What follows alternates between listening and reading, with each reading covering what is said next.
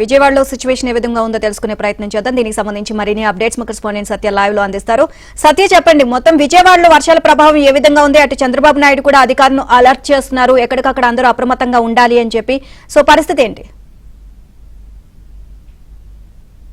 తుఫాను ముందు ఏదైతే ప్రశాంతత కొనసాగుతుందో ఆ పరిస్థితి అయితే విజయవాడలో ఉందని చెప్పుకోవచ్చు. విజయవాడ కానీ అమరావతిలో కానీ ప్రస్తుతం అయితే తుఫాను ఛాయలేం కనిపించట్లేదు. అయితే రేపటి నుంచి ఈ ప్రాంతంలో కూడా పూర్తి స్థాయిలో దీని ప్రభావం ఉంటుందని తెలుస్తోంది. 26, 27, 28, 29 ఈ 4 రోజులు కూడా ఈ తీవ్ర తుఫాను కావడంతో మెంతా తుఫాను యొక్క ప్రభావం తిరుపతి నుంచి శ్రీకాకుళం వరకు మొత్తం ఈ అన్ని జిల్లాలపై ఉంటుందని ముఖ్యమంత్రి కొద్దిసేపటి క్రితం కలెక్టర్లతో ఎస్పీలతో జరిపినటువంటి వీడియో కాన్ఫరెన్స్లో స్పష్టం చేశారు.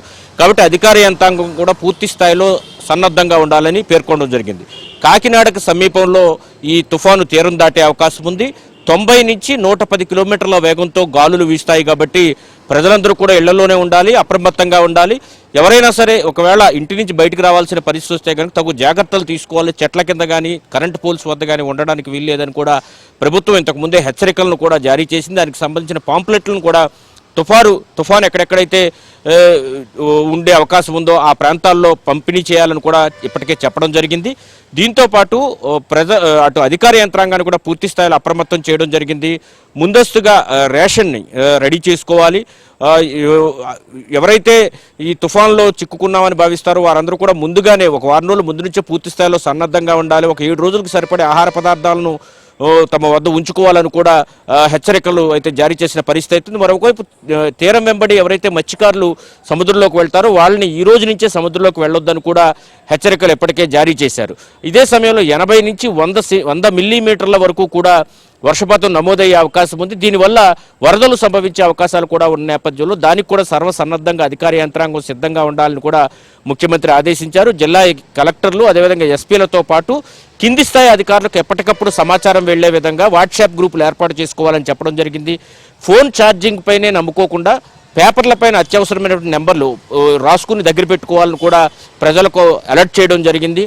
దీంతో పాటుగా పూర్తి స్థాయిలో అధికార యంత్రాంగం అంతా కూడా గతంలో ఏదైతే తుఫాన్లు వచ్చినప్పుడు ఎలాంటి చర్యలు జాగ్రత్తలు తీసుకున్నారో వాటిని తీసుకోవాలని, అదేవిధంగా తుఫాన్ తర్వాత అంటువ్యాధులు ప్రబలే అవకాశం ఉంది కాబట్టి వాటికి సంబంధించి ముందస్తు జాగ్రత్త చర్యలు కూడా వైద్యారోగ్య శాఖ చేపట్టాలని కూడా ఆదేశించడం జరిగింది. అదేవిధంగా రెవెన్యూ యంత్రాంగం కూడా పూర్తి స్థాయిలో అధికార యంత్రాంగం అంతా సమాయత్తం చేయాలని కూడా చెప్పడం జరిగింది. మచిలీపట్నం కళింగపట్నం మధ్య ఈ కాకినాడ సమీపంలో ఈ తుఫాను తీరం దాటుతుందని చెబుతున్న నేపథ్యంలో దీనికి సంబంధించి ప్రభావం పైనుంచి కింద అంటే శ్రీకాకుళం నుంచి తిరుపతి వరకు కూడా ఉండే అవకాశం ఉందని అధికారులు ప్రకటించిన నేపథ్యంలో దీనికి సంబంధించి ముఖ్యమంత్రి అధికార యంత్రాంగాన్ని పూర్తి స్థాయిలో అప్రమత్తం చేశారు.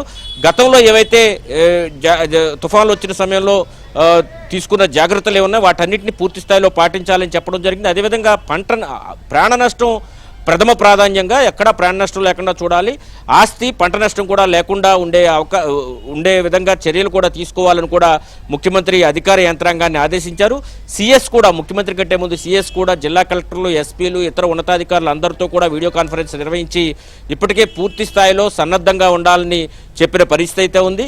రేపటి నుంచి ఈ తుఫాను యొక్క ప్రభావం ఆంధ్ర రాష్ట్రంపై ఉంటుంది కాబట్టి ఈ ప్రభావాన్ని పూర్తి స్థాయిలో ఎదుర్కొనేందుకు సమాయత్తం కావాలని, మెంతాను ఎదుర్కొనేందుకు అందరూ సిద్ధంగా ఉండాలని ముఖ్యమంత్రి చెప్పడం జరిగింది.